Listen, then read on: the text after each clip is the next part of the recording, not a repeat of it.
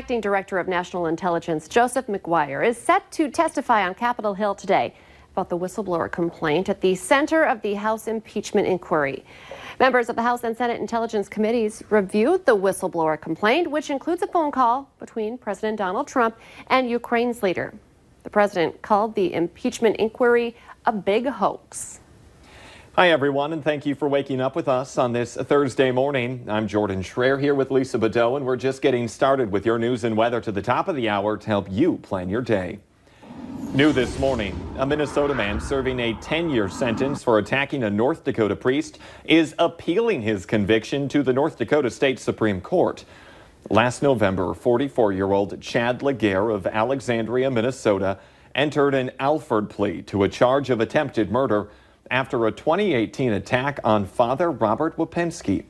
Investigators say Laguerre tried to strangle the priest with a computer speaker wire. Laguerre claims he acted in protection of a woman he claimed was the victim of crimes at the hands of the priest. But neither the archdiocese nor local authorities found any grounds to those accusations. Laguerre remains in custody in the James River Correctional Facility.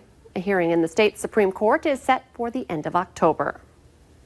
Also new this morning, a Valley City man is facing multiple charges after attacking a man and woman and threatening to kill officers in Bismarck.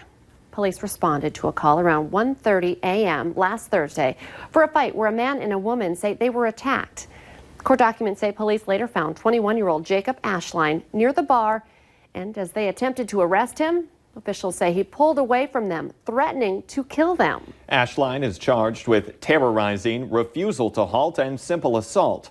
The man and woman that were attacked had minor injuries to their face.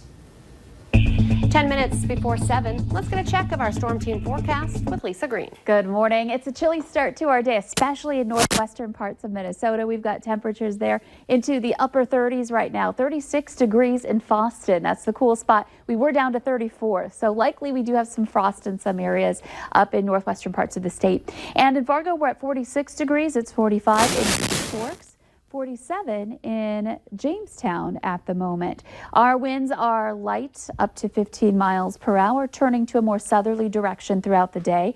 And our visibility is looking really good throughout the valley. So an easier start to your morning, though it is a little cooler. You're probably going to need to crank the heat up in your car as you're heading out. We've got the clouds starting to take over, not necessarily completely covering the valley, but more and more clouds this morning, and that will just increase as we head through the day as our next system approaches. So the clouds will take over first, and then we'll see some increasing chances for some rain into the afternoon. So here's a look at that in our hour-by-hour planner. By noon hour, we're still quiet as far as rain is concerned. The wind is increasing, though. It'll be gusting into the 20s, and eventually we'll see some gusts into the 30s as we head into later parts of the day.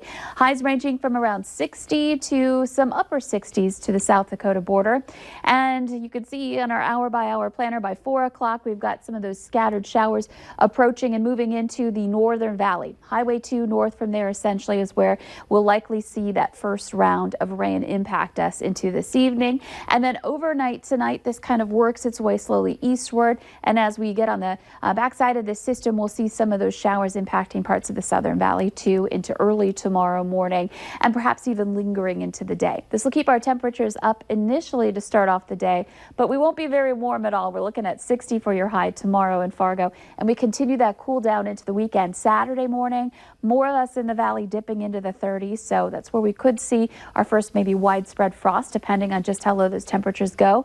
And then most of the day Saturday should stay dry, but Saturday night and into Sunday, that's when that next system moves in. We're looking at 1 inch to 3 inches of rain potentially in some spots by the time this is all done on Monday. And now for a look at traffic, here's Devin Fry with the Valley Today's Traffic on the Move. Thank you, Lisa, and good morning, Red River Valley. We are finishing this hour on I-94. We're heading eastbound toward Minnesota, and as you can see, it's picked up quite a bit since we first got out onto the road. Now, another roadway that was looking busy was northbound I-29. Northbound I-29's been busy all morning, but it's really loaded up because most of this traffic there on westbound I-94, it gets off on that I-29 turnoff, meaning that that's just increasing the traffic flow. So as The traffic flow on westbound I-94 grows, so does the flow on northbound I-29. Speaking of northbound I-29, that lane closure is still in place between 12th and 19th Avenues. Now, what that means is that the leftmost lane is funneled down into the other two. Now, there's still 2 lanes open, so it shouldn't really affect traffic flow that much, which is nice. Overall traffic flow this morning, like I said, it started off fairly light, but it's building up and it's going to get busier as the day goes on. Thank you for joining me so far this morning for your Traffic on the Move. I'm Devin Fry. 6 minutes now before 7. It's a stinky mess out in Albany, Minnesota, after a farmer reported that thousands of gallons of liquid manure leaked from above ground storage tank. 63-year-old Mark Lackham reported that the leak happened to the Stearns County Sheriff's Office Tuesday morning. It's estimated that 20,000 gallons leaked and drained into the lower land area around his property. Authorities say that particular area contains a stream which eventually flows into several miles of swampy area. Officials say the leak was stopped with a temporary fix until this tank can be repaired. The Minnesota Pollution Control Agency says it will monitor the situation and work with the farmer to mitigate that spill. A North Dakota man arrested in Yellowstone National Park threatened to shoot as many as 20 people if his wife didn't identify a man there that he suspected of having an emotional affair with her. Authorities say the former Richland County School Board member, 44-year-old Joshua Mionis, had a handgun with dozens of rounds of ammunition. They say Mionis texted and called his wife saying if she sent a photo of the man he wanted, quote, only 2 people would die rather than 20.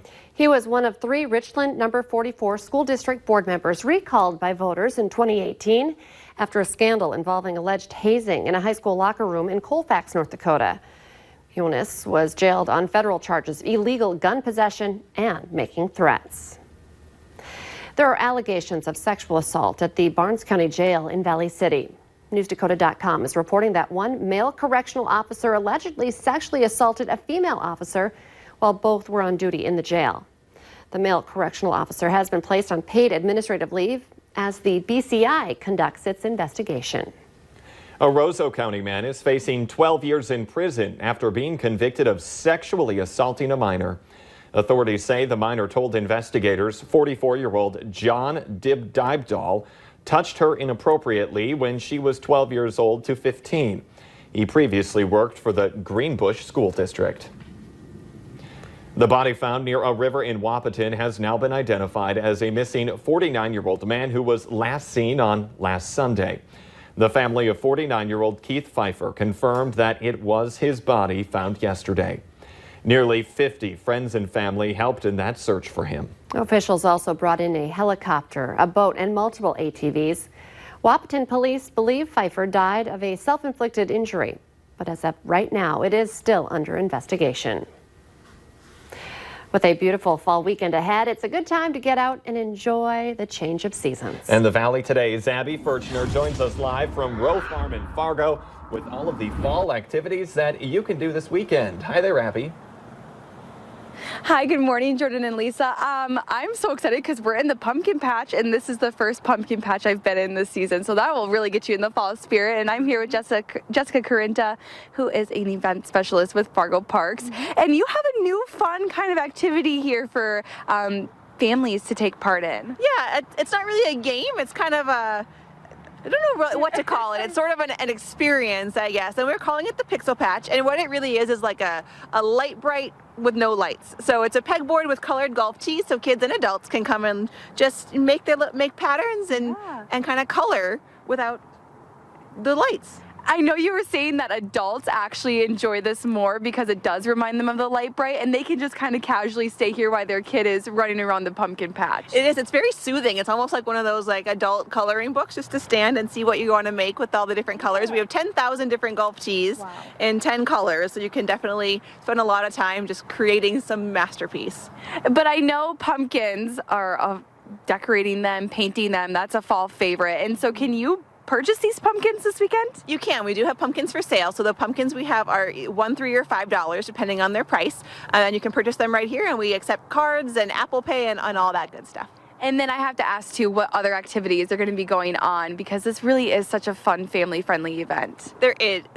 There's lots of going on. There's lots of free things, carnival games, the Pixel Patch, sensory bins, our straw maze, and then you can purchase the activity pass, also with cards or Apple Pay or anything, and that gets you caramel apple slices, decorating a pumpkin, making a craft, doing face painting, and then going on the carriage rides and the barrel train rides. So you're really going to want to come out this weekend. It's Saturday and Sunday, so you have 2 days to come out and experience fall in Fargo at Rowe Farm. On Saturday, it is 10 to 5, and then on Sunday, noon to 5. But we'll have all that information up on valleynewslive.com. But come out, enjoy the fall weather, and get into that fall spirit. Seeing all those pumpkins gets me in the spirit for sure. Thank you, Abby. Let's get our answer now to our question of the morning on Facebook. Here's today's question. Only 1 in 10 people are able to do this in the morning. The answer is wake up without an alarm. That is hard some days. You can take part in our question of the morning on the Valley News Live Facebook page. Go ahead and join that conversation. And it's a chilly morning out there for some. It is. Some of us are in the 30s right now in northwestern parts of Minnesota, and gradually we will see our temperatures rise here. We've got a beautiful sunrise happening this morning in Fargo, and we'll see those numbers climb into the mid-60s in Fargo today. However, clouds will be increasing, the wind will be increasing, and we may see some rain late afternoon in the northern valley. The Today Show and CBS This Morning are just about to start, but the Valley Today rolls on. Join us right now on